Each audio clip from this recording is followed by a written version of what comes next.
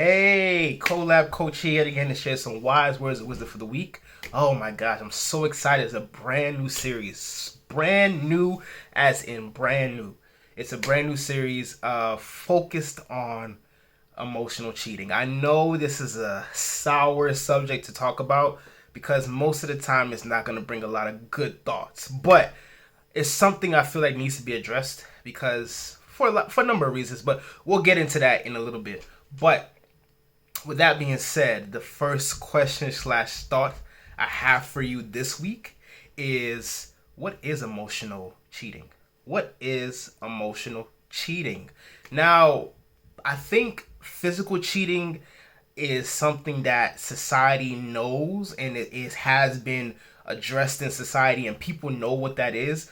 But emotional cheating, on the other hand, I feel like a lot of people don't really talk about it, or they sweep it underneath the rug. Not to say that physical cheating doesn't get swept underneath the rug either, but at least you know more about physical cheating because it's more of an act. It's more of someone actually doing something, whereas emotional cheating can be done in the gray areas of a relationship, and most of the time you can't really figure out if it's actually there or not until it's actually at the end and is identified as emotional cheating. But let's break it down. Physical cheating is someone acting on selfish desire, putting pride in front of everything, and wanting something that they feel like they're not getting in the relationship or intimate relationship. Emotional cheating is someone doing something as far as emotionally or having thoughts of doing something outside the relationship, not necessarily ever acting on it, but they're devoting a lot of time, energy, and the feelings that they're supposed to give to their significant other to someone else. So let's break it down with an example. So for me, I personally feel like emotional cheating is someone maybe having intimate conversations with someone else. Not to say that they're planning to do anything, but they have very intimate conversations about maybe things that are not happening in their current relationship, and they're like, "Oh, I wish this would happen," and the other person is feeding on that, and they're single, and maybe they're hoping and wishing, and that you, the person that's actually providing information to that other person, you know deep down that that person wants to be with you. So you are literally feeding that person, and that person is feeding you because that person is allowing you to give all those emotions and those thoughts to that person instead of you giving those emotions and thoughts and that intimate feelings to your significant other that you have.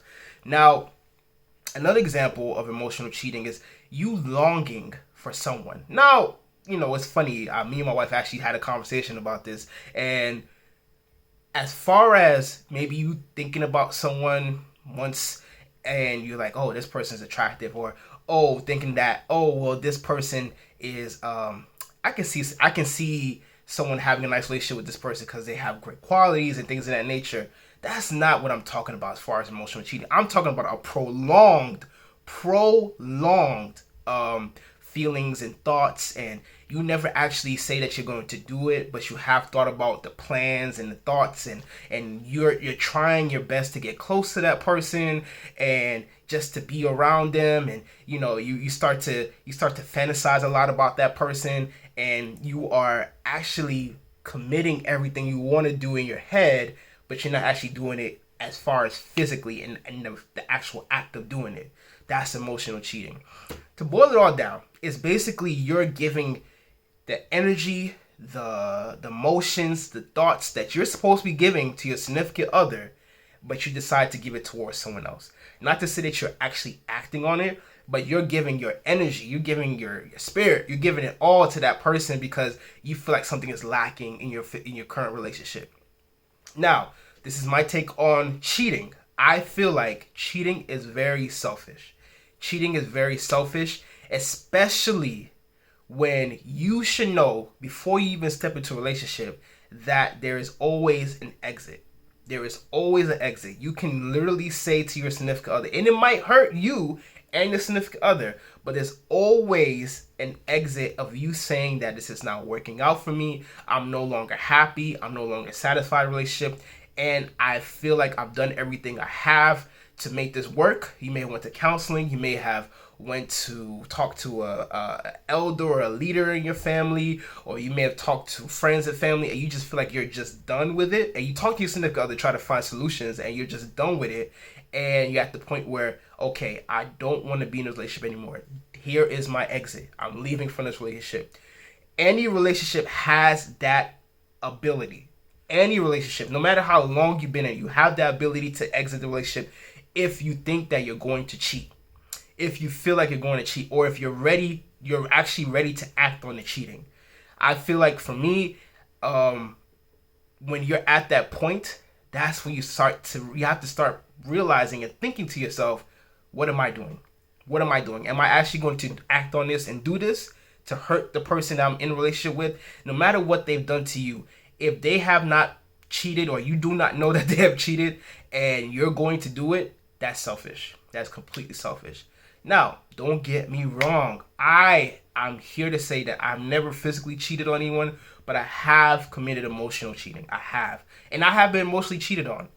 Not my current relationship with my wife, but my previous relationship, I was emotionally cheated on because I knew that she was talking to someone else on the phone. They were having intimate conversations. I actually overheard a conversation about them planning on doing something, but they never actually done it until our relationship ended, and then she ended up marrying that person. But it's all good. To each his own. I wish them nothing but the best. Now, me emotionally cheating on someone. When me and my wife right now, we were dating, there was someone that was giving me, that we were having great conversation, and the conversation was great, and at that time me and my significant other were having those type of conversations. We weren't being more in-depth in conversation and talking about life, and it felt like there was a wall. So I was investing a lot of time talking to someone else. It's not going out and doing anything crazy, but talking to them, and I had to realize when my wife now told me, he's like, you were emotionally cheating on me because you were giving that person that energy that was supposed to be given to her, and having conversations where I should be having conversations with my significant other. And that's when I realized that, hey, right, emotional cheating is real, and I was doing it.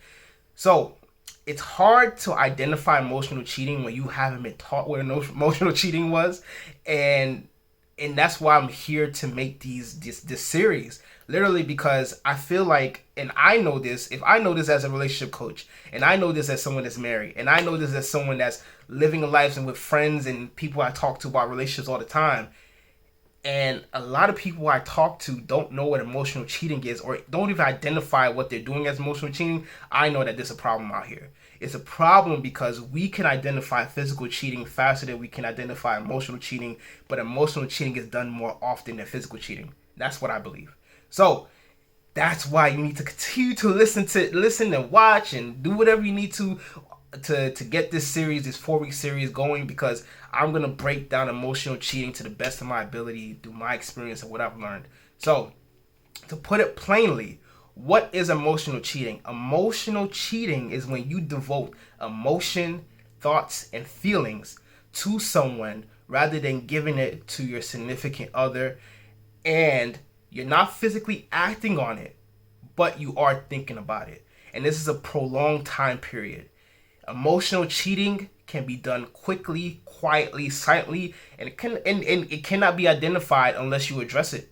That's why we have to address it more often. Physical cheating, I think, is more known in society, but emotional cheating is something that happens and it hurts the same way. It does cause lack of trust, but we need to talk about how to prevent it, and if we are doing it, how to end it. Simple as that.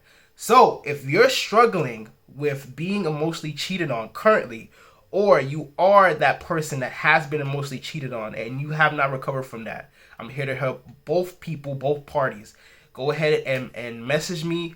Go to my website, yourcolabcoach.com. Fill out that relationship checklist to see exactly what happened, so we can talk about exactly what happened. So, and then sign up for that free 15-minute coaching session. As I said, you get a discount after 3 sessions you already have purchased. Definitely here to help you. In the meantime, follow me on Facebook, Colab Coaching, Instagram, Colab Coaching. All my videos and series are on YouTube, Colab Coaching. And also, I'm also a co-host of with Heart and Soul Podcast with my wonderful friend Jackie. Follow us on Instagram with Heart and Soul Podcast, YouTube with Heart and Soul Podcast. Any podcast station that you listen to, you should find us there. Subscribe so you don't miss out on the next episodes. And with that being said, emotional cheating is real. We have to bring it to the light so that it doesn't happen going forward. Thank you so much for watching and have a wonderful day.